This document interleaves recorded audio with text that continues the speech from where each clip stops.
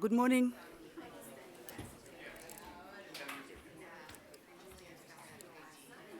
I think we will get started. It's just about 11 o'clock now, and we will get started. If I can get people to settle down, please.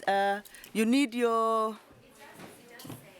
headphones, otherwise you'll not hear me. Please put on your headphones.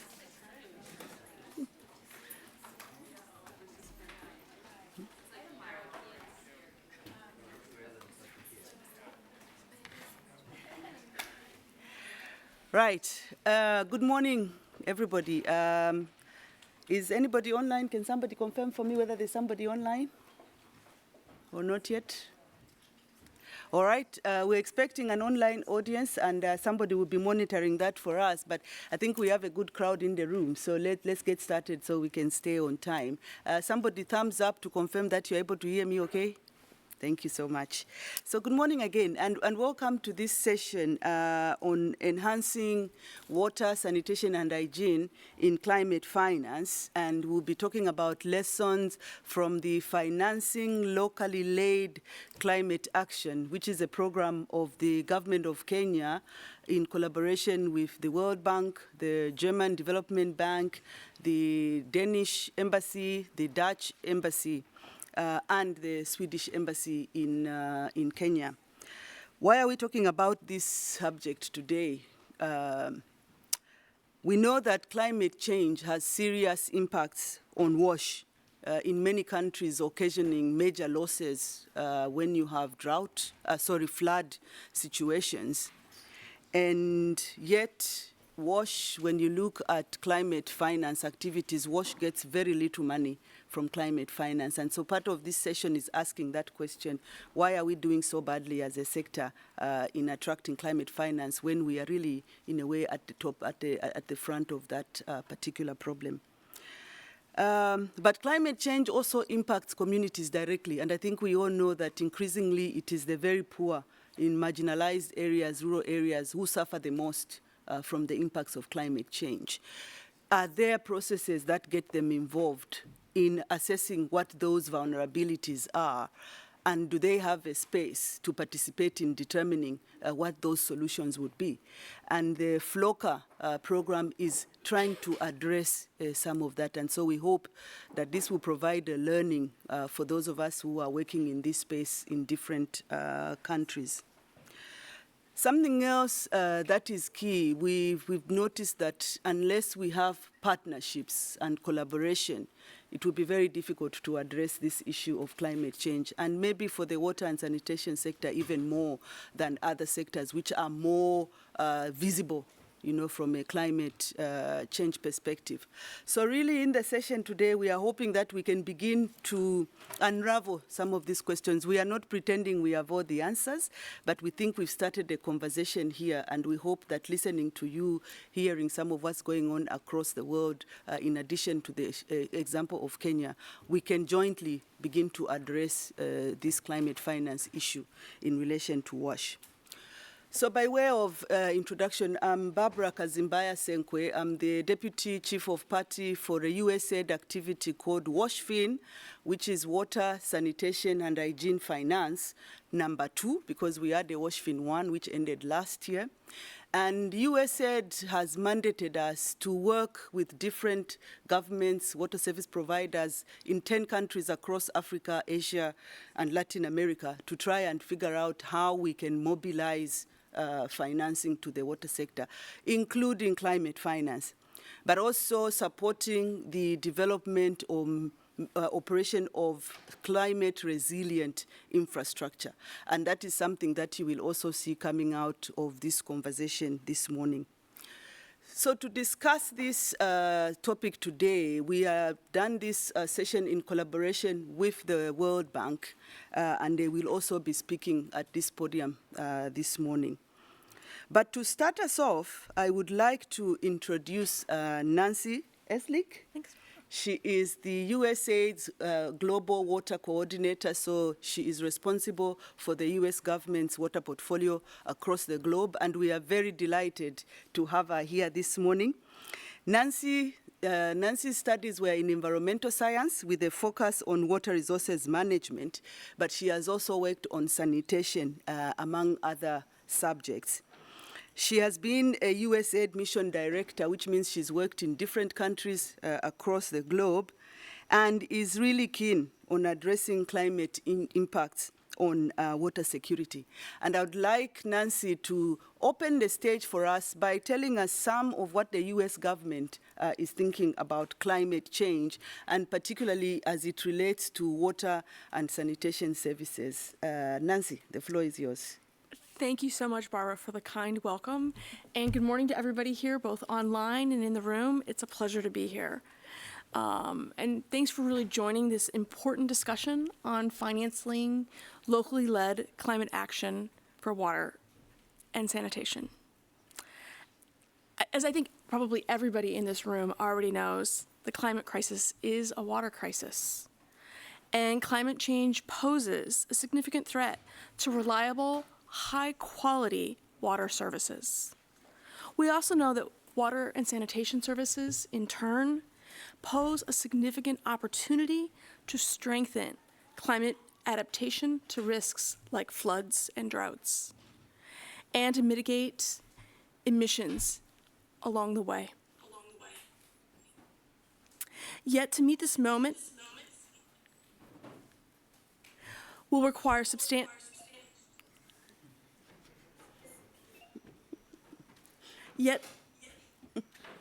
We'll hold on just one moment for those people online. We just have an in-house audio. Yet to meet this moment will require substantial resources, recognizing that no country can solve this financing gap alone. The United States government is committed to do our part to help mitigate and respond to climate change.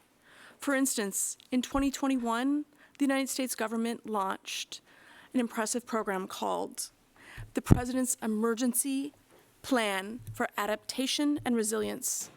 We like to call that PREPARE. And in 2022, we launched the U.S. Global Water Strategy.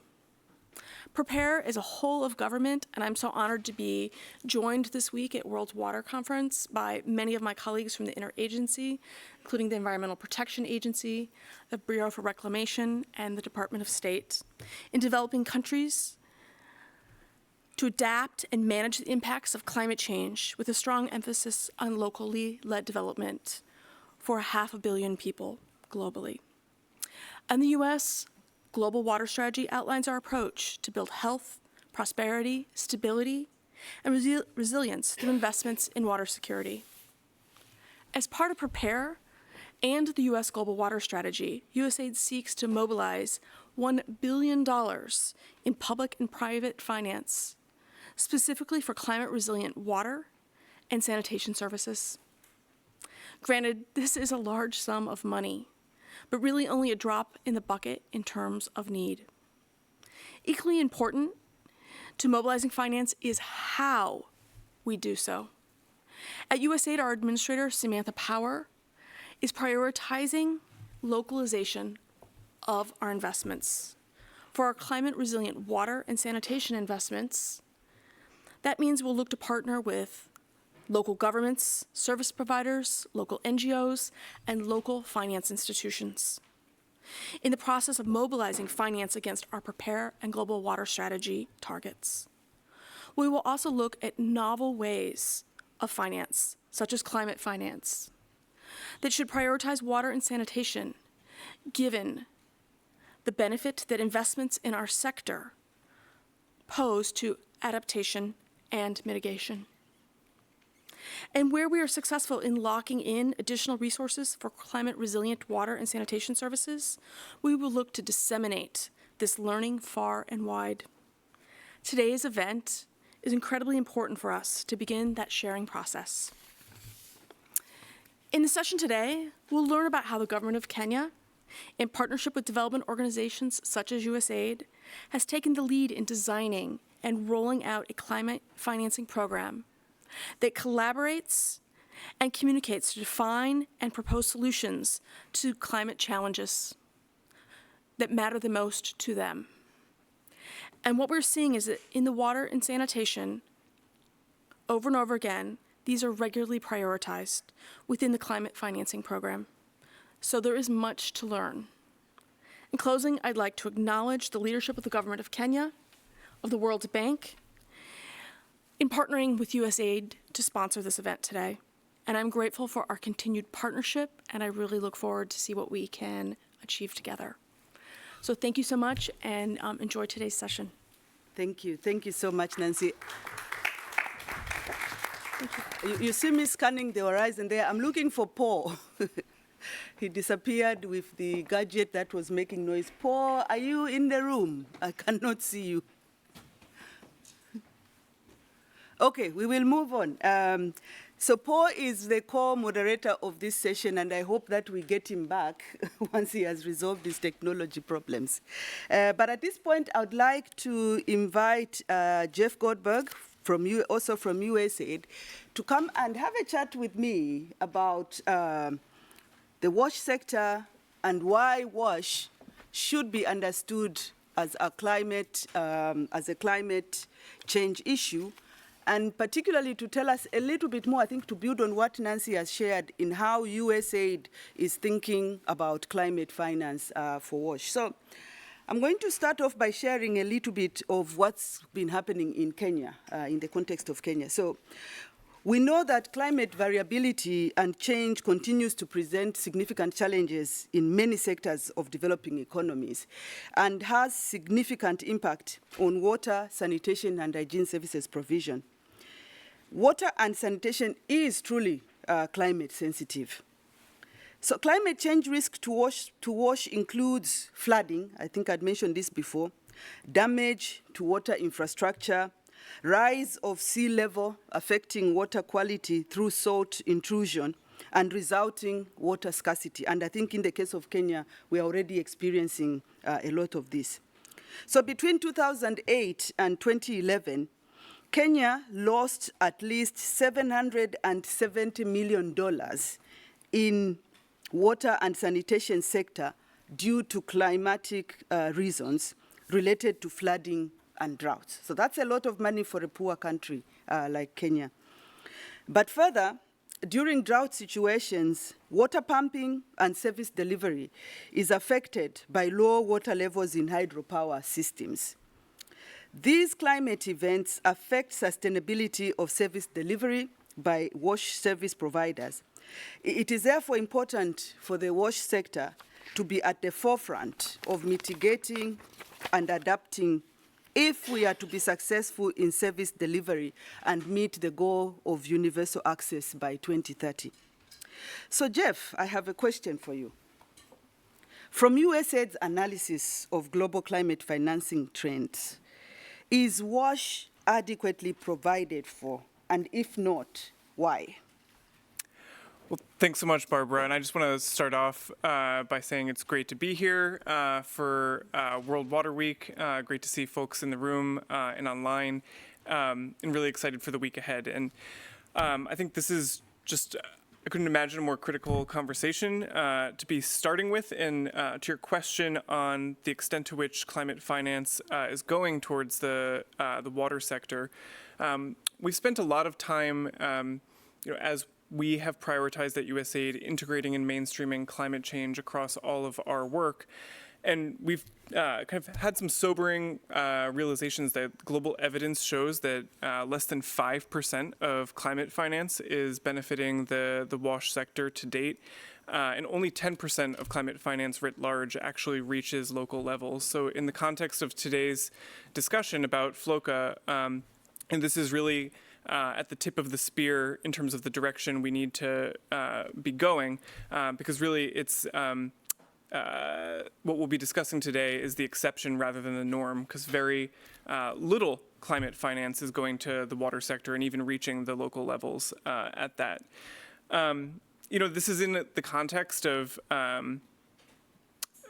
WASH and water kind of generally not being prioritized to the extent that it should be as well. And in reflecting on this, I think we have a couple of thoughts more broadly about why this might be the case. And certainly the intent of this is we don't have this figured out ourselves. We want to have a conversation But as we have reflected, we have come to note that a lot of this comes down to even how we talk as a sector. We talk about the WASH sector, but it's quite new that we're talking about flooding and drought, and there's been kind of a reluctance to embrace the overall water security agenda as part of WASH. So, in that context, we have really been pushing ourselves to talk more broadly about water security, and specifically floods, droughts, sea level rise, and the risks that those pose to service provision longer term. And then, at that, we're all having this conversation about climate resilience, but when you really kind of pick apart at it at the local level, what does climate resilient water and sanitation actually mean? What does that look like in practice? And I think we as a sector haven't really yet fully defined what the additionality is of climate resilient investments in water and sanitation, which is an essential factor of being able to access different sources of climate finance. So I'm really pleased to highlight a couple of resources that we've come out with at USAID to try and answer this question. We released last fall our technical brief on climate resilient water security, sanitation, and hygiene that lays out 5 essential building blocks: planning and budgeting, data and analysis, policy and regulation, finance and behavior change, with practical processes for integrating climate resilience as part of those essential kind of foundational components of working in the sector. But we know we can't solve this alone. There are some really critical sessions taking place this week as well. We know that our partners at WHO are convening a session later this week on climate resilient water and sanitation indicators to try and normalize and come up with established standards about how we're measuring climate resilience. So, that's a couple of the reasons why I think we haven't defined this to date, but certainly a lot of work ahead. Thank you so much, Jeff. And then that takes me back to Kenya then. WASHFIN 1 and WASHFIN 2, we've been supporting the government of Kenya with a series of public expenditure tracking for water, sanitation, and hygiene. And more recently, we supported the undertaking of a climate finance mapping study to see what was happening in the Kenya space. Now, from both studies, what emerged was that the water and sanitation in Kenya is typically financed through the 3 T's, its tariffs, its taxes, and transfers, with some development partner financing coming in as well, and then a small amount of money coming in from non-government organizations. Almost none from climate finance, except under the FLoCCA activity that we are discussing today. There's another challenge, at least in the case of Kenya, is that we have seen that outside of solarization of water pumping installations, if you say to somebody, give me a wash intervention, a climate resilient wash intervention, what we see are typically conceived as development interventions. So it is drilling a borehole or desilting a water pan, with limited considerations for climate adaptation and or mitigation measures. So this then makes it difficult for the water service providers to attract available climate finance, which, as you know, normally has stringent qualification requirements. I think anybody who's approached the Green Climate Fund knows what I am talking about here. So this is why we are excited about FLoCCA. Through its participatory climate risk assessment process, FLoCCA has brought to the fore WASH issues, with most communities identifying drought as a key climate risk. And as a result, communities and county governments are prioritizing water security and resilience as a crucial climate action in the climate change action plans generated from FLoCCA funding. Effectively, FLoCCA has channeled climate finance to WASH. And it is therefore our intention as USAID's WASHFIN program to work with National Treasury, with the World Bank, USAID, and other development partners to ensure that we support our communities to design and implement viable climate-resilient WASH investments, together with relevant institutional arrangements that will ensure long-term sustainability. So having said all of that, Jeff, I come back to you. How is USAID assisting to address this climate financing gap for WASH? And why is USAID particularly interested in FLoCCA? Yeah, it's a great question. And I will start at the global level and kind of foot stomp and repeat some of the points that my colleague Nancy made in her introductory remarks. And note that kind of from a broad global level, this is a top priority for the U.S. government. So through our global water strategy and the President's Emergency Plan for Adaptation and Resilience, as Nancy mentioned, we're committed to mobilizing $1 billion in climate-resilient water and sanitation infrastructure globally.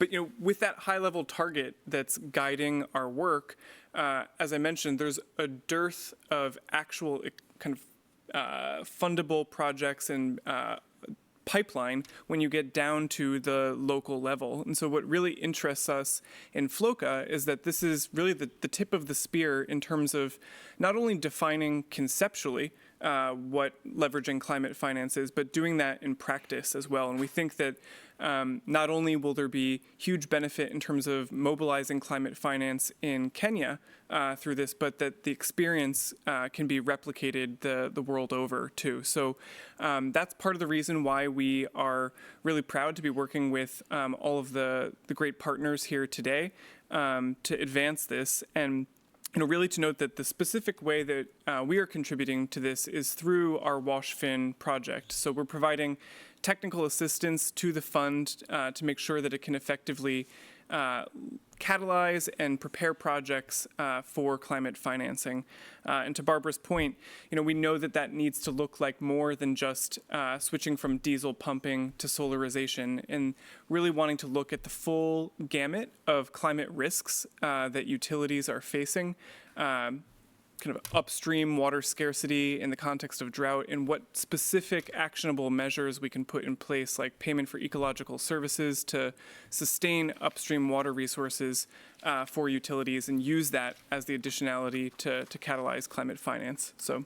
Thank you so much, Jeff. So I think that we've tried to lay the foundation of why this conversation is important, but it is now time to hear about FLoCCA. And so I'm happy to introduce Paul and Malik to come down here, and they will tell you what they will be discussing. But thank you so much, Jeff. Thank you.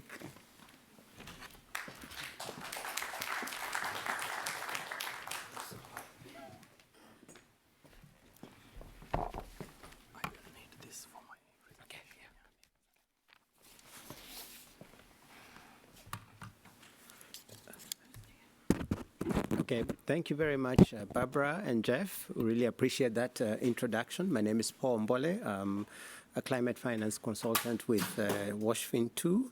So we'll then just introduce Malik. Malik is with the National Treasury. He's a program manager, national program manager with FLoCCA under the National Treasury, and he'll be making the presentation on FLoCCA. So welcome. Thank you very much, Paul. I'm happy to be here today for this World Water Week to talk about the Financing Locally Led Climate Action Program. That's the FLoCCA. FLoCCA is just an acronym which stands for Financing Locally Led Climate Action Program. So as you see, it's all about financing locally led climate action right to the community level. FLoCCA is actually the first, pioneering the first model of decentralizing and devolving funds right down to the community level. Traditionally, funds have been managed from the top, and very little has really gone down to the communities. You've heard that global evidence has shown that 90% of those climate finance really remains up, and only 10% reaches the communities.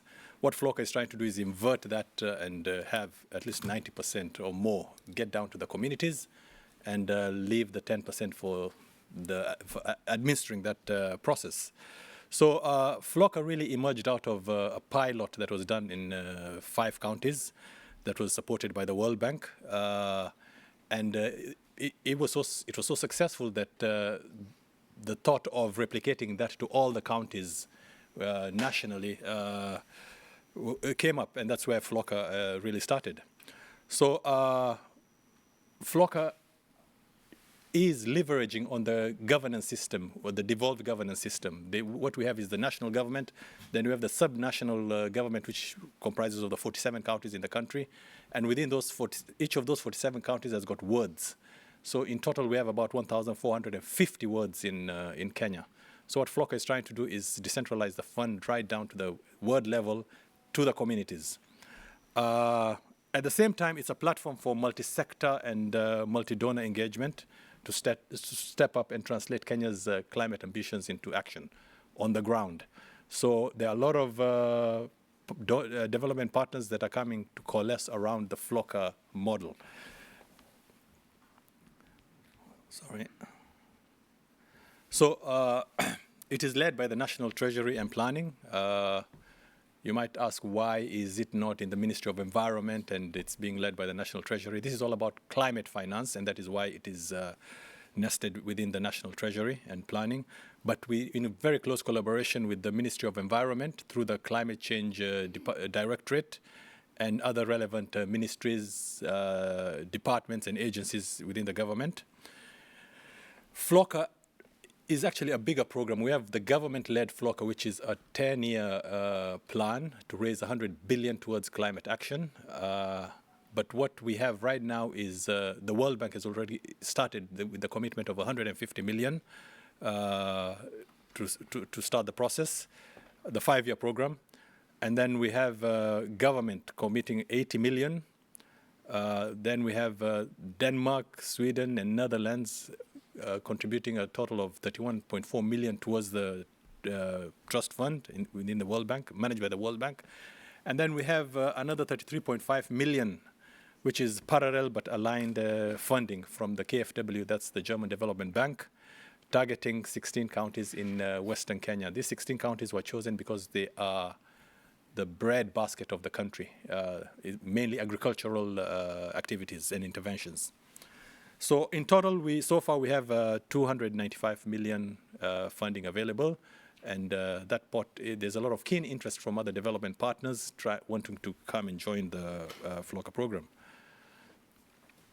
So the program development objective of FLoCCA is really to deliver locally led climate resilience actions and strengthen national and county governments' capacities to manage climate risks. That's the PDO of the program. And how is this done? This is done through incentivizing the counties and also the national government to, first of all, have the enabling environment for climate action. When you're talking about climate action, of course, we are talking about mitigation, adaptation, having the enabling environment, and more important, climate finance. So this FLoCCA is really about climate finance and how that will now oil the whole process of moving forward in decentralizing the funds to the local communities. So this is operationalized through a set of key county performance areas where counties are incentivized to first have the right policies and institutional arrangements to enable the devolution, the decentralization of funds right down to the communities. And then asking counties to ring fence those amounts by creating what we call a county climate change fund. A county climate change fund, I'll talk about that more later. But with that, every county creates a county climate change fund where those amounts are ring fenced specifically for climate action.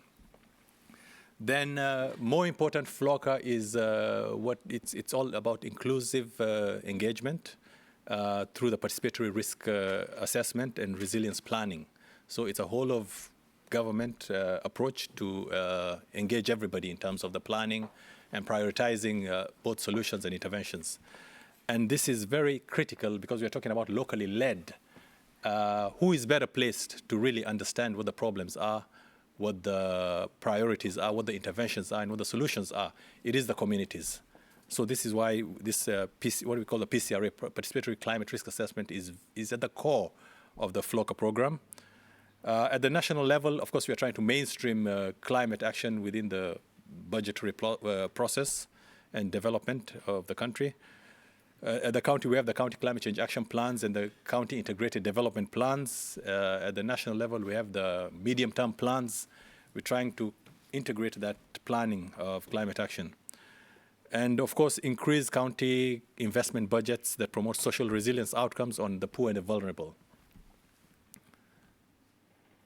So as I said, it is multisectoral. At the national level, we have engaging the relevant ministries, sectors, departments to provide technical and capacity strengthening to the county governments. So they translate that capacity and technical knowledge right down to the counties. The program is got a program implementing unit that really runs the day-to-day coordination and operations of the FLoCCA program.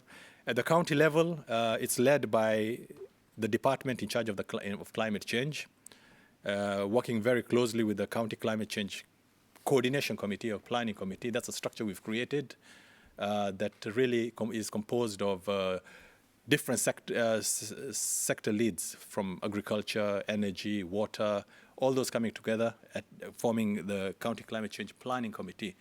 So that really opens up the space, the sectoral boundaries within the county at the county level. At the ward level, we have the Ward County Climate Change Planning Committee. This really is the community, and it's composed of the entire different segments within the ward level. We have the youth, we have the women, we have people with disabilities, we have CSOs, all those coming together at the county level. So the program has got 2 grants, FLoCCA. The IPF, that's the investment program financing. This actually is to finance the national level activities. And as I said, we've turned everything upside down. This only gets about 10% of the available funds for the FLoCCA. 90% is goes to the county, but through a performance for results financing. That's kind of a result-based financing whereby counties commit their amounts first, and then upon meeting certain milestones, they get reimbursed. So that kind of incentivizes counties to commit an amount of their development budget. So within the P4R, we have the County Climate Institutional Support, the CCIS grant. This really was something that we started to incentivize counties to start setting up those structures I'm talking about, the structures and systems to enable the decentralization of climate finance to the communities. And then once they have that in place, then they qualify for the actual investment grants, which come about as the interventions that communities have identified through the Participatory Climate Risk Assessment turned into the County Climate Change Action Plans. So this CCRI grant finances that. So to qualify for that institutional support grants, we asked counties to meet at least basic minimum conditions. This is a conditional grant. It's not a money we're just giving to the counties. It's a conditional grant. So we asked them just 4 minimum conditions. Once they meet that, they become eligible for that. So one was that the government has to appoint a minister in charge of climate change within the counties. Then the county government opens a special purpose account that's to ring fence that amount, the climate funds. And then they have to have an approved work plan and budget for use.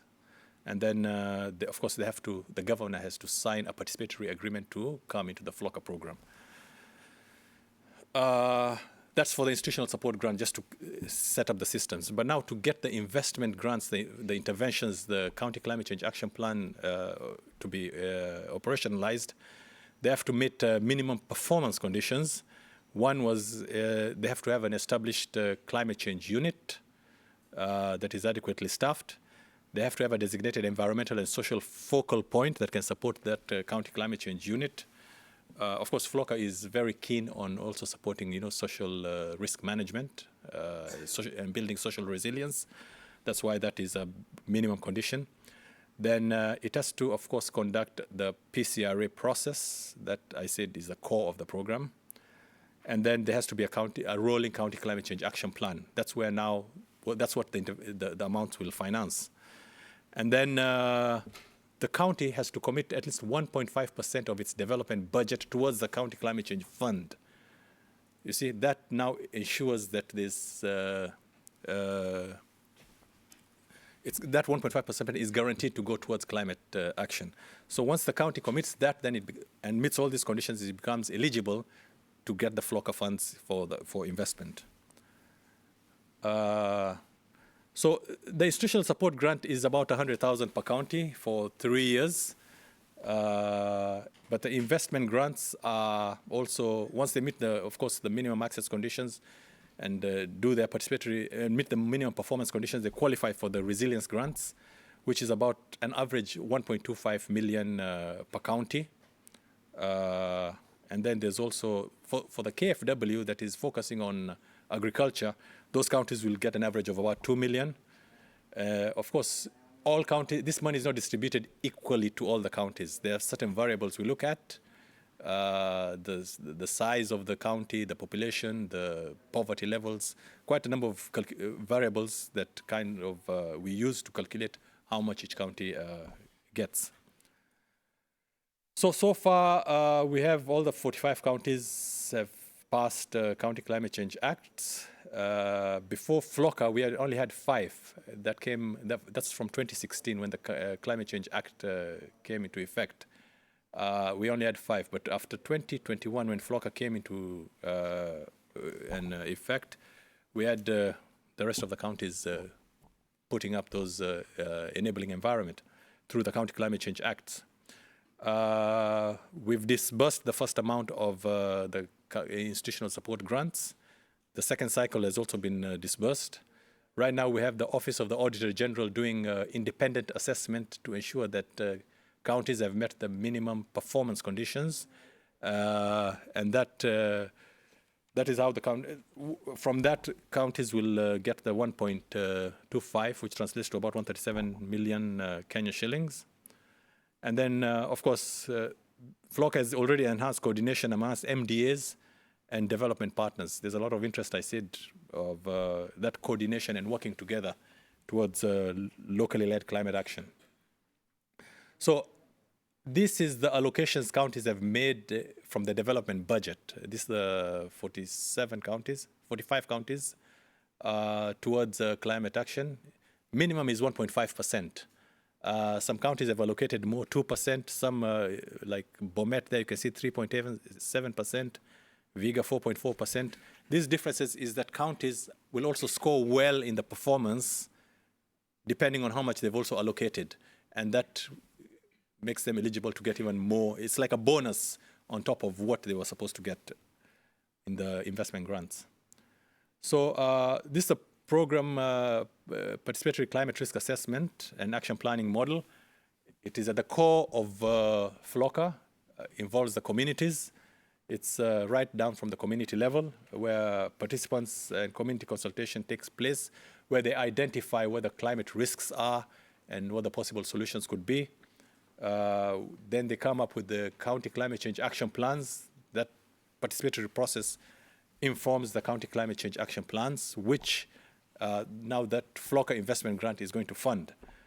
That, of course, is reviewed by the County Climate Change Planning Committee at the county level to ensure that they are within the FLoCCA and areas of interest.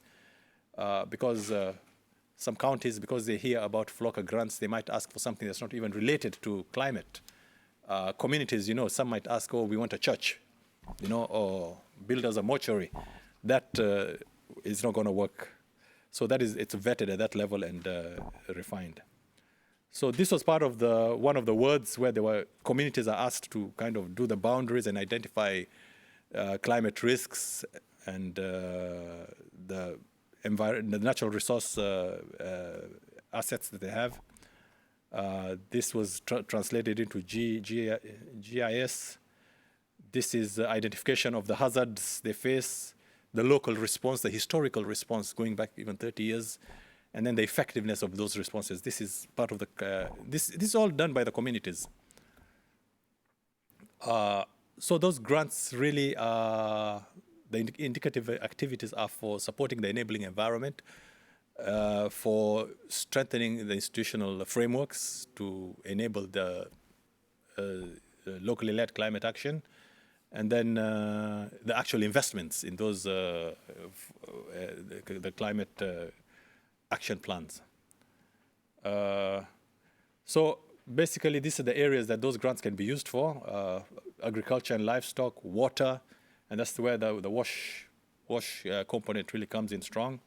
Then natural resource management, and also rural infrastructure and disaster risk management. So opportunities identified for WASH, we've been talking closely with the USAID. FLoCCA can be used as a platform to position solar power as key part of climate resilience interventions. It's a platform to explore the water energy nexus really in more detail. And also WASH to be included in the participatory climate risk assessment. That is where now, I mean, it comes right down from the community, and once the communities are made aware of the issues of WASH and the water, then they can consider that within their priorities. It's a platform for National Treasury to provide information of financial regulations regarding green financing also to the counties, and a platform to show how solar can be reduce operational costs for water provision. That again comes down to WASH. So basically, this is what FLoCCA is all about, the program became effective. There are a lot of preparatory work that was done before then, but then the program became effective from the 1st of February 2022. So we have done just over 1 year and going into the second year. It's a 5-year program. Thank you very much.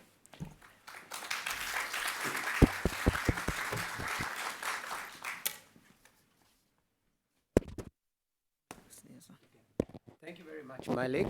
May I just also welcome now, we'd just like to have a small sharing of experiences from the people who actually were implementing FLoCCA at the community level. And in this case, we are inviting Agnes. Agnes Mukui Macau is a member of the Machakos FLoCCA Technical Task Force that was implementing FLoCCA at the community level. And between the two of them, I just want to ask them a few questions just so that they can just elaborate on what Malik has already shared. So maybe starting off with Agnes, what was your experience? How are you engaged? You are, in which sector are you? And how did you become part of that team? And what was your preparation in helping deliver what Malik has talked about, implementing FLoCCA on the ground in terms of the actual activities? Yeah, so thank you so much, Paul. In Machakos County, there was engagement of stakeholders from different sectors into the FLoCCA training and into the PCRA process. Stakeholders from key sectors, including water, health, environment, administration, energy, and gender and social welfare were trained on the FLoCCA process. And this technical team went to the ground and did the training to the community, the participatory climate risk assessment. Yeah, so basically I'm in the health sector. I'm a technical, I was part of the technical team that did the training. And at this point, I would just want to brief on the process. First, this was a very great process that was very participatory. The community was very much engaged. And this kind of participation was viewed as a great success, as opposed to the traditional planning, climate planning that was based on probably historical perspectives. So the community was identified, teams from the community, including men, women, youth, people living with disabilities, the CSOs. So the selection was based on a broad range of it was well representative of the community. So these members were trained on the PCRA process, and these are the people who gave us the real issues from the ground and what they wanted FLoCCA to do. On the downside of that, we had a challenge, especially with identifying the team. Of course, everyone really wanted to take part in the training. So the interests were very many, but with the help of the ward administrators and the coordinators, we were able to fairly select a team to present the issues on the ground. We had another issue to do with access to hard-to-reach areas.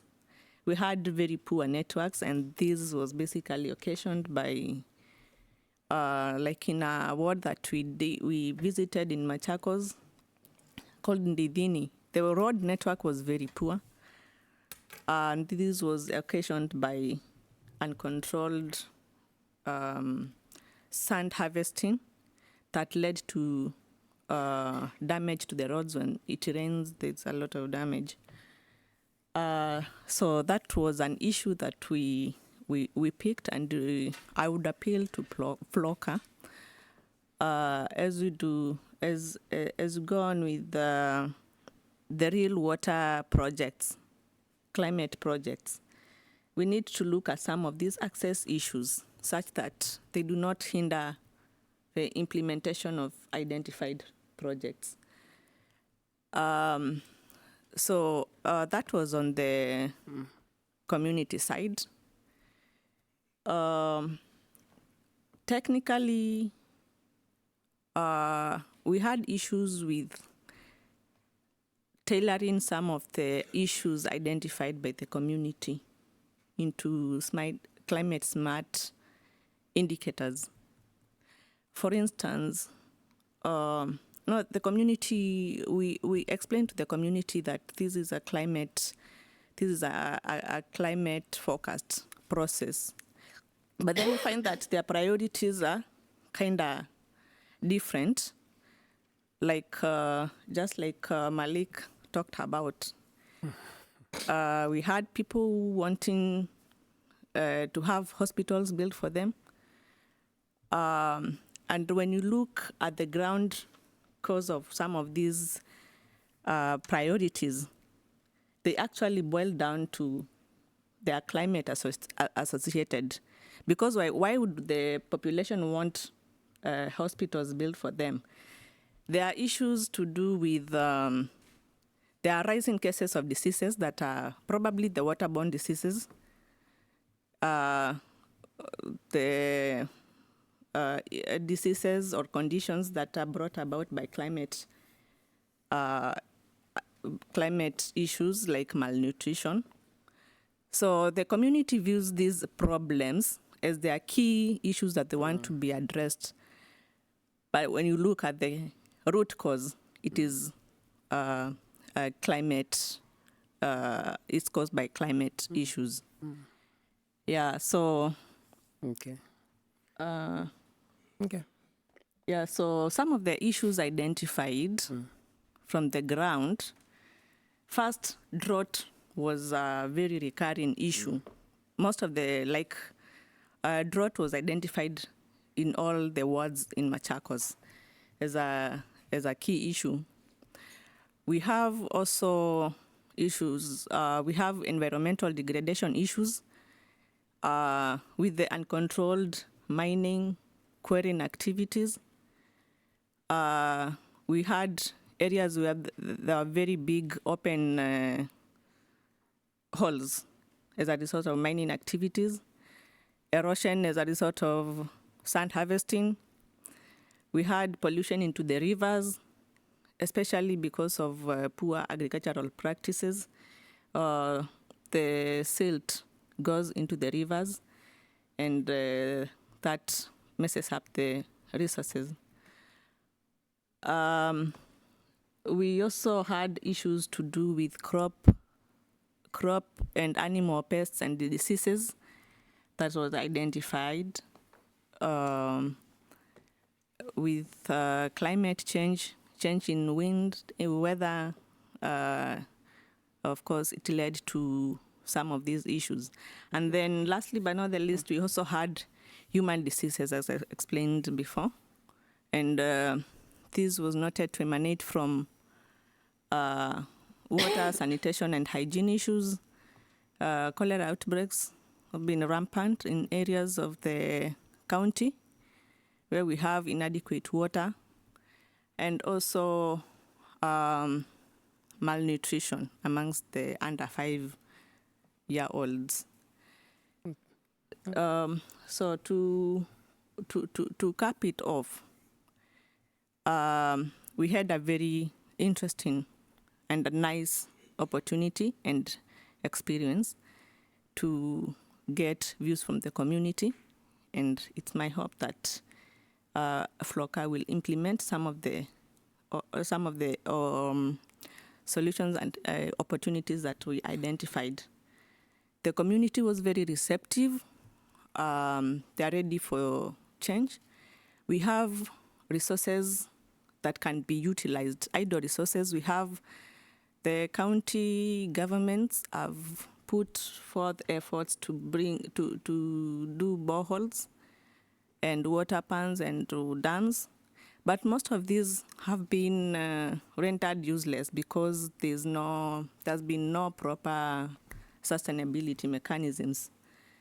So with the help of FLoCCA, we can look at how to revive some of these underutilized resources, rehabilitate the boreholes, desilt dams, because they are there and they are not useful, and maybe reticulate to the water sources.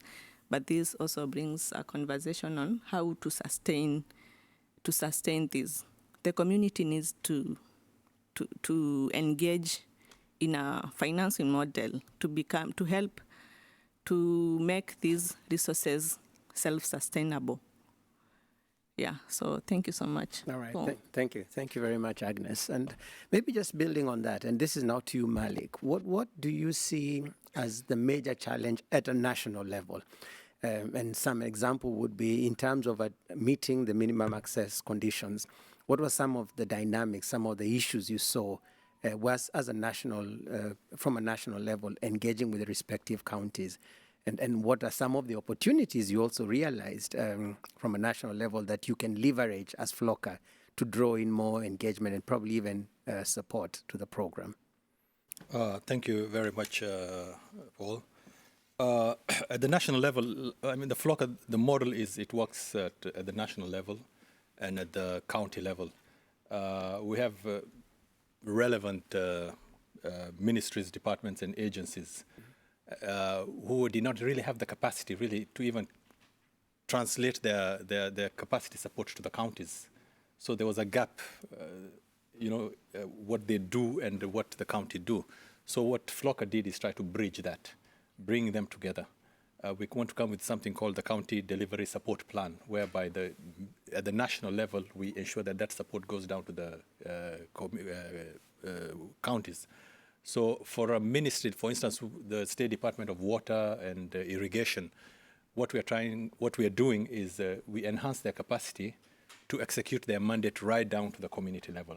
Okay. So that was a challenge that was there, it was missing. But now what FLoCCA is trying to do is bridge that relationship between the national level activities right down to the county governments. Okay. So that was a challenge.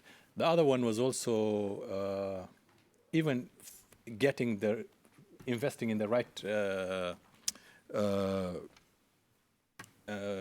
enabling environment, the institutional capacity, the policy and the legal the capacity of counties and the national level.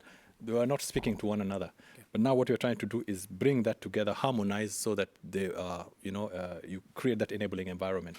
That's what FLoCCA has really done by incentivizing counties to meet some of these conditions, put in place the right legislations, the right policies in place for them to qualify to get the grants. So that is something that has really worked. Okay. Then, of course, the participatory climate risk assessment, that is something that really has brought out and highlighted key issues that communities have seen as a problem, climate issue, and they have the solutions, they have the the knowledge, but they could not operationalize that because that that environment was not there for them to do that. But through the PCRA process, which FLoCCA is using, I think that has really come out and highlighted the key problems that communities see as you know, the priority climate risks. Yeah. All right. Thank you very much. I think we are glad for your inputs and appreciate your sharing. So I'll be welcoming, we'll give a big hand for them. Thank you very much. We appreciate. So we over back to Barbara. Okay. Malik, please don't go. Yeah, Please stay where you are. And I know that people are dying to ask us questions. So we'll do another 10 minutes and then turn it over to the audience. But I would like at this point to invite, Paul, please don't go. Stand next to me. I didn't ask you to go. I would like to invite Margaret. You've heard a lot from USAID, you've heard from National Treasury, you've heard from a county government, and now would like to hear from the World Bank as well, who are really the team that has brought this FLoCCA activity to Kenya in collaboration with the National Treasury. So I'm going to just ask each one of them one or two questions and then open up the floor. And I hope that somebody is checking for us if there are questions online. Margaret is the Senior Social Development Specialist at the World Bank, but I call her Mrs. FLoCCA because she's been responsible really for the design of FLoCCA in Kenya, and right now trying to push it across other countries as well. So, Margaret, you are very welcome to this podium, and I'm going to start with you so that we give you a chance to speak. The World Bank initially provided $150 million for FLoCCA, and I think Malik showed that. But by late 2022, we saw that 4 other development partners had provided an additional almost another $100 million or so to that. Could you please explain how this came about and comment on the importance of this development partner coordination and financing? Thanks, Barbara, and thanks to USAID for giving us the opportunity to talk about the program. Hi, everybody. This room is very strange. So I think the importance, you keep hearing about FLoCCA as a platform, and I think it's much more than a platform. So, and it's really the partnerships and coordination, and all of the process is really what it's about, because this is about building a country system. We're not working in parallel to government. The World Bank doesn't work in parallel to government, right? We support governments. The idea is to build a country system for managing climate risk and for doing development through a climate lens in a way that's sustainable, so it can be sustainable and continue to build, and the rest of us can get out of the way, right? Because what we have now, not only in Kenya, but in many places, is a fragmented system of, you know, lots of different partners coming in with different agendas and different technical solutions. And so, you know, FLoCCA, as you heard from Malik, is really sector agnostic. We're not focused on any one sector. And while we're talking a lot here about WASH today, obviously in World Water Week, and that water has come up, as you heard from Malik, in a lot of the communities because it is a huge issue. Nancy said the climate crisis is a water crisis. I always say the climate crisis is a social crisis, because it is. The technical solutions exist. We're not curing cancer or, you know, going to another planet. We know what needs to happen. And it's usually the social aspects of, you know, I mean, political economy issues, or, you know, there's so many different of the social dimensions that don't get addressed. The process, the governance issues that are why things don't move, why things fail. So the idea is that we're very focused. I'm not a water specialist. I'm a social development specialist, as you heard. We're very focused, and we're working with the Treasury, right, the finance ministry, around building these systems so that, and as Malik said, it's the first time we're doing at national scale, because we need to get to scale. So FLoCCA is not about giving small grants to, you know, wards and villages to take their small grant and do micro projects with the grant that they get. This is about giving people voice and choice and building a national program from that foundation. So that's really, and we were so grateful to have different development partners come in, and we're very excited to be exploring with USAID now around the WASH sector. But we need everyone, but it's everyone behind this, government FLoCCA program, it's not a World Bank program, right, as Malik said. So that's really the heart and purpose of the program.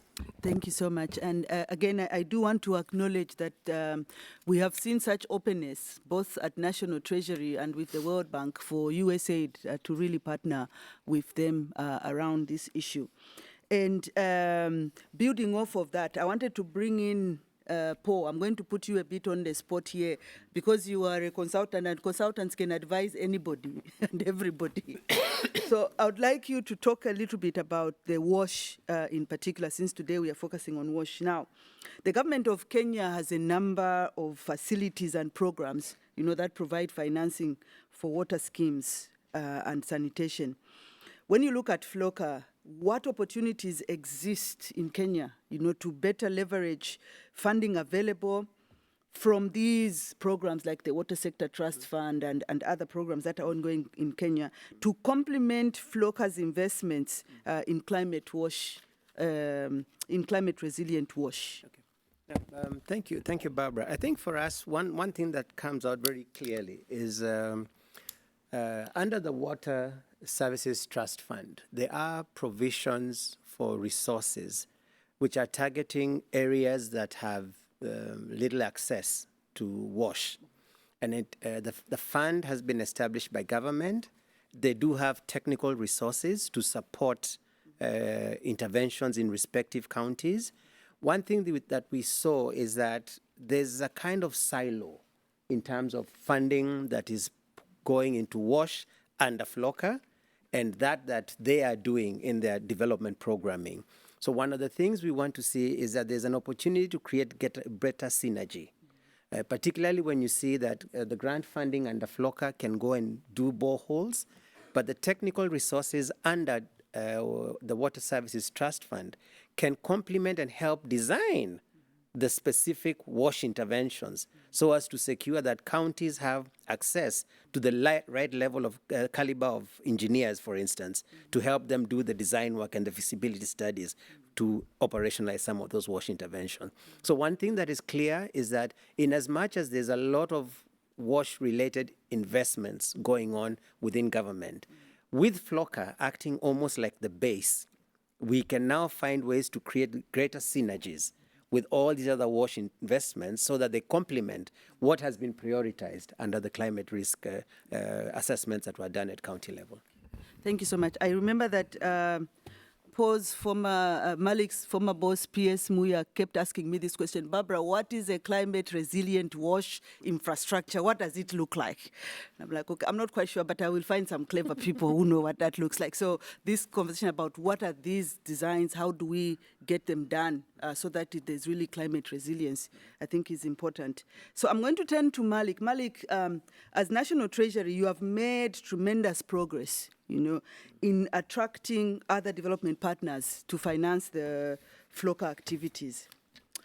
When you think about everybody who's there, and today I'm looking at USAID, Nancy is sitting there with Jeff, how can these partners further support you and the Ministry of Water, Sanitation and Irrigation to better leverage climate finance opportunities to complement WASH investments under FLoCCA? How do we increase from 5% to even 10% for climate financing in WASH? Thank you very much, Barbara.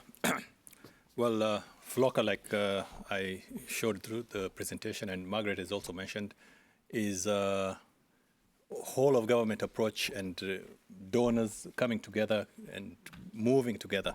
So there's a lot of space for collaboration. And it's all about collaboration and coordination, coordinating all these activities rather than having fragmented piecemeal activities by development partners coming in. For instance, if USAID wanted to come in and do their own activities in the WASH space, that would be really counterproductive to what FLoCCA is trying to do. So it is what we are pushing for, coming together.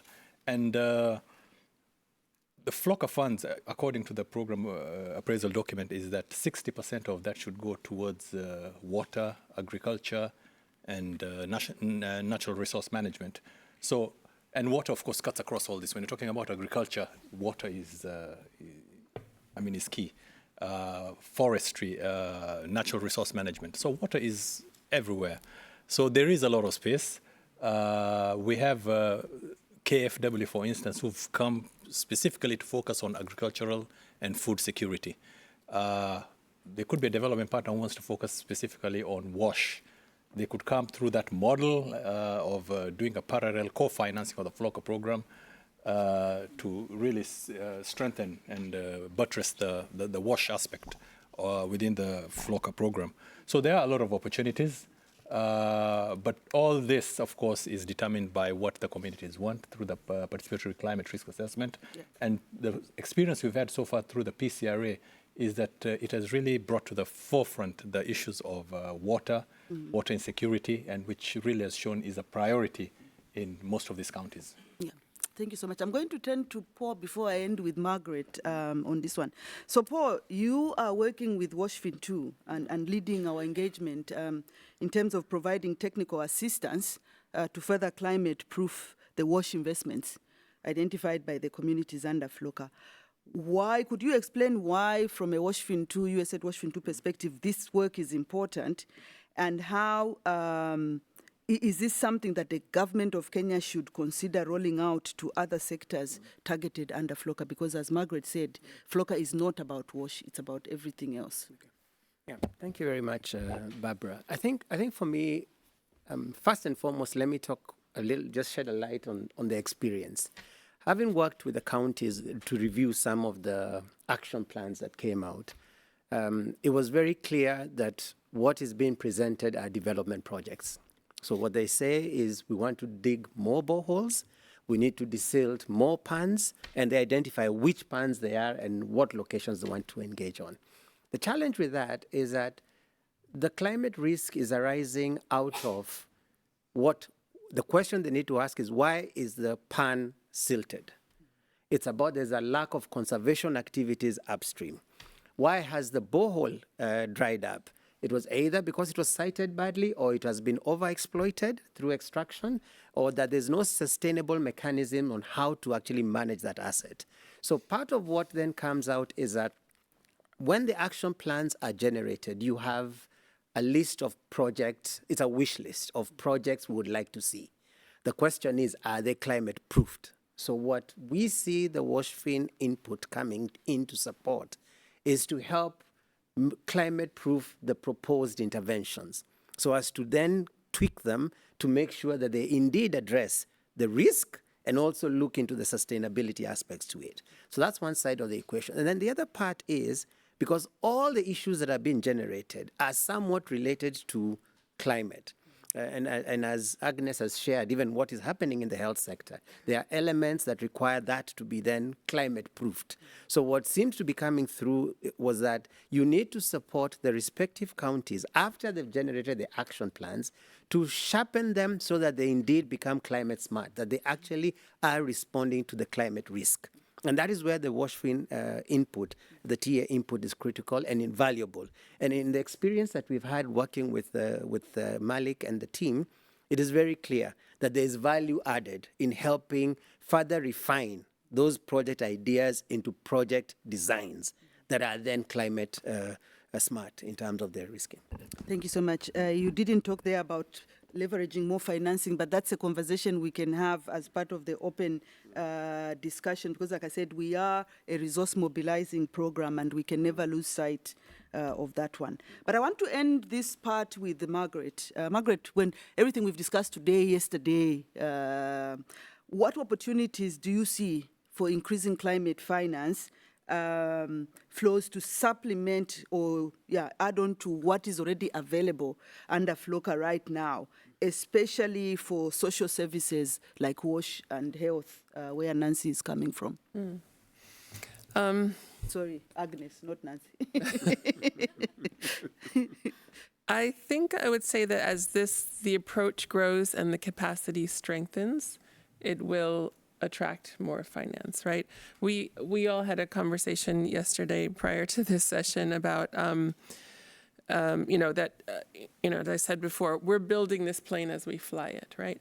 And this is, we've done one round of this participatory climate risk assessment process and have one set of action plans for the counties, and we're assessing those now. But and as Paul just mentioned, a lot of what people it's like a development wish list. And, Jeff mentioned the challenge of additionality, and it's important that, that countries recognize their historical responsibility for creating the problem of climate change and provide additional financing to traditional ODA, to development assistance. However, at the local level, additionality means nothing, right? We're talking about basic development. So it's really hard to parse out and divide that and define what is the additionality.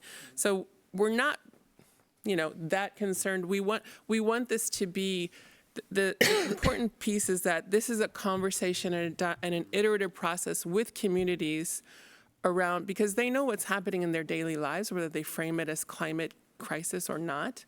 And so to make sure that their priorities are heard and that and what they want to do is informed by the latest climate science. I think that's the important piece of this, right? So that it is, so that it's not maladaptive. If everyone wants to drill boreholes, you're not going to have any water, right? So that I think that's going to be a huge challenge and opportunity, right? Because I think as the capacity of central government and local governments strengthen to do this process and to come up with, smart plans, it will attract more finance. And, and we've talked, one of the conversations is around, because in Kenya prior, different counties were going to apply and try to get accredited to the Green Climate Fund.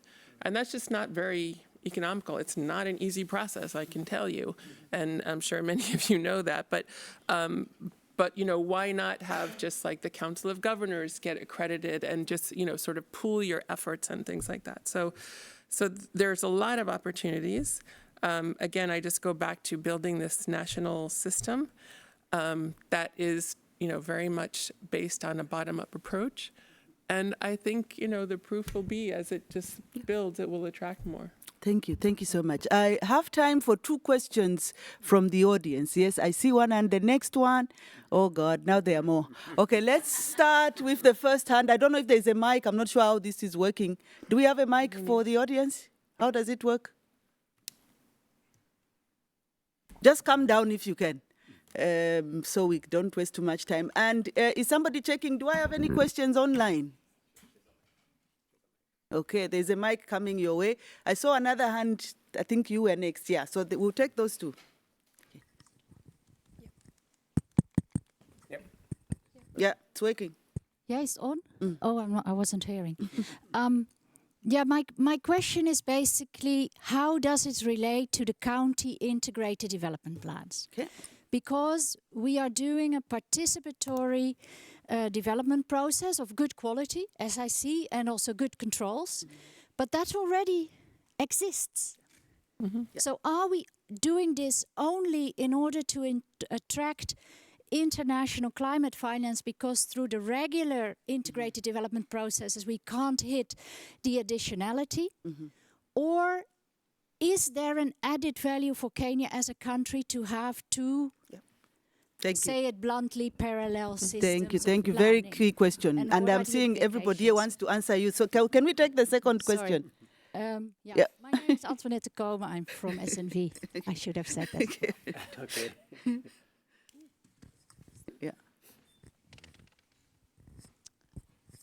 Thank you.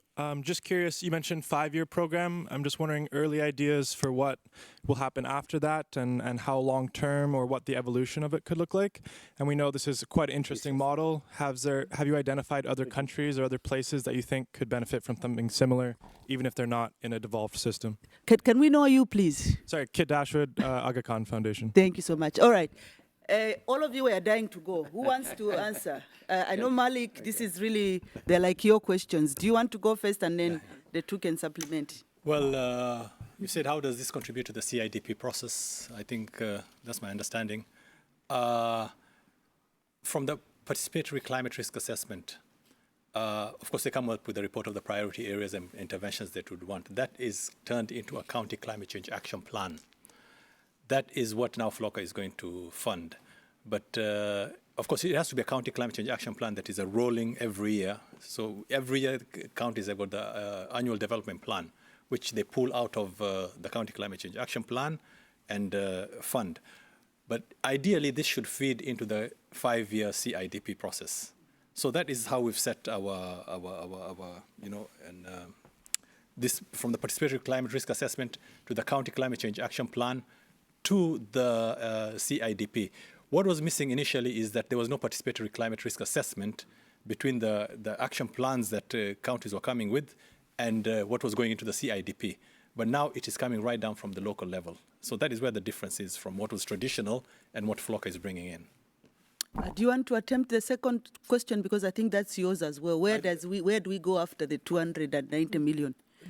Well, like I said, we have it's a long-term 10-year program, government-led financing, locally led climate action. What it is that we started with the World Bank committing the 150, and then we got the other partners coming in. So it's a long-term process. It's not at the end of the 5 years. After the 5 years, we are hoping that this thing is going to grow and snowball into more donors coming in and supporting the program, and then it becomes more sustainable, even at the county level, because what we've ensured is we've built the foundation, we've laid the structures, the systems for devolving the funds right down to the community level. So it will become something that is going to be sustainable even when FLoCCA is over. Margaret, did you want to add? Sure. I mean, I certainly can't commit the government of Kenya to borrow more from the World Bank or the World Bank's financing, but I would think, we often do 2, 3, 4, long phases. We're definitely in it for the long haul, and I would think we would be very interested in doing additional financing to FLoCCA, and also, again, having other sources of international climate finance come into the program. Mm-hmm. So that's for Kenya, and we are definitely speaking to other countries around this approach. I mean, there's really quite, I feel like it's a movement around LLA, locally led adaptation, and we call it locally led climate action because it's also about mitigation and also that's another sort of unhelpful division sometimes at the local level. But we have very active conversations and a few preparations for projects in I don't know if I'm not allowed to name the countries, but I can tell you later. Somewhere else. But yeah, and this is I am super, super passionate about this. I don't know if I want to be called Mrs. FLoCCA, but yeah, this has been. I think this approach is really important, and where there's systems of devolved governance and things, this can really support getting the climate finance and decision-making power down to the local level. Thank you so much. Yeah. Do we have any question online? I have time for one more question. If there's one online, I'll take one online. No? Okay. Last question. We can give... This is tough. Who's got the mic? Pass it down. It's there. She has it. Oh, okay. There's another one. I saw the one above you. Sorry. Okay, thank you. Okay, thank you so much. My name is Mwasiti Rashid from the Nile Basin Initiative, NELSAPSIU based in Rwanda. My question is, how does FLoCCA integrate other sectors than water, sanitation, and hygiene? Because water resources uses are competitive, especially in Kenya, where water scarcity is one of the major problems. Yeah, thank you. And I'll ask Paul to answer that and also comment on the CIDP question, which came later. Just add on to what Malik said. Yeah, well, let me start first on the matters CIDP. I think for me, from a technical standpoint, what you're seeing coming out from the communities under the PCRA process are very authenticated issues, and the way they speak to the needs as prioritized by communities, using science, because the risk is a climate risk and how it affects them. So for me, that thing gives you the opportunity to further climate-proof the CIDP. It might not be the case now because it's the first cycle, but as we move forward, you'll find that there will be an improved integration of climate-proofed initiatives within the CIDP. So ultimately, you'll have a climate-proofed CIDP probably by cycle 3, 4, 5, so that whatever comes out after the first 5 years, you'll see more of that. And that's an important point, partly because you know the dynamics of development. What happens when political interests actually come in to prioritize development projects? Now that becomes, I'm a politician, I want to have a water dam near my place, not because it makes climate sense, but simply because it's a gift. It's so that my people can know what I've done. So how do you get some objectivity into what is prioritized? So what the PCRA process does, it gives you that kind of an output that you can then use to qualify what really needs to be done. So that's an important part. On the question of multi-use water, other sectors are, as Margaret has shared, the PCRA process is sector agnostic. Whatever emerges out of it is driven by what the communities perceive and can be able to demonstrate that this is a climate risk for us. So they are generated, and then the technical team that works with those communities are able then to package them into the development initiatives or the climate-proofed interventions or investments, as Malik calls them, that will be done at that community level.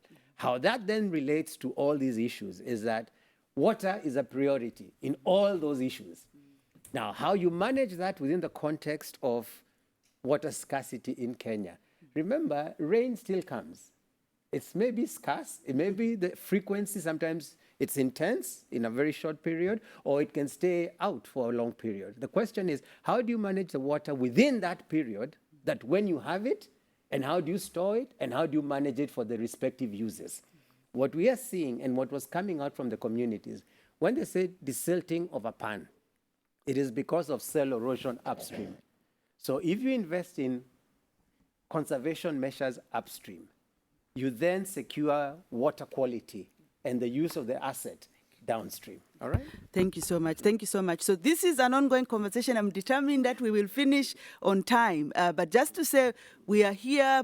The team is here. Please feel free to find us after the session. And part of what the USAID WashFin 2 engagement is trying to do is what Paul calls curating the partnerships, the relationships. We are not just going to do a borehole or desuit a tap, a pan. We are going to find who else is working on the water towers protection so that the two things come together, and then we begin to talk about resilience. And really, this is an exciting conversation for us, and we would like you to join us and see where we take this forward. Nancy or Jeff, did you want to say one last thing before I hand over to close this session? There's a mic somewhere.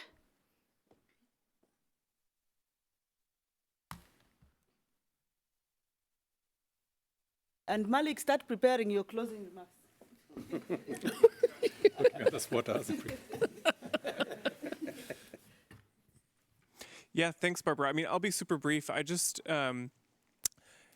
take to heart kind of some of the framing that we started with, that this is, for the overall sector, with only 5% of climate finance going towards water and sanitation, this really is at the cutting edge, and we're really grateful at USAID to be working with all of the partners here today in terms of moving this forward. And certainly, hearing the presentation, this is complex, and there's lots of different angles to consider, and really appreciating the kind of lack of there's not much differentiation at the local level in terms of the lived experience of this, and how to keep that in mind as we approach this while navigating our respective bureaucracies in terms of trying to access climate finance. So, I hope that this was useful to everyone. Certainly grateful to all of the partners for being at the cutting edge of this really important space. Thank you so much, Jeff. And can I ask the three of you to come down as I ask Malik to give our closing remarks and send us away. But on my own behalf and on behalf of my team at USAID's WashFin 2 would really like to thank you for attending this session. And like I said, we are here, we are available. Please see us after this session. Malik, over to you, please. Thank you very much, Barbara, for giving me this opportunity. I just want to thank you all for coming for this session to learn about FLoCCA and USAID partnership with coming into the program. It's very interesting because FLoCCA is something collaborative. It's a platform to bring in all the partners, all the players within the climate change space for locally led climate action. It's not the traditional climate change interventions, but it's locally led climate action. So what I want to say is that FLoCCA, as Margaret has said, we're just in the first year of implementation. We are learning as we go, and I'm sure there'll be a lot of improvements, a lot of contributions, and those are all welcome from all development partners who want to come in this program. Of course, the more the better. What we've done so far is that I can assure you we've laid down the structures, the systems, the conditions, and it's going to be easier now for other partners to come and leverage on those systems that we've established so that we all move in lockstep in terms of investing in these interventions that the communities have identified. So we are growing. It's a 10-year program, as I said, so there's an opportunity for everybody to come in.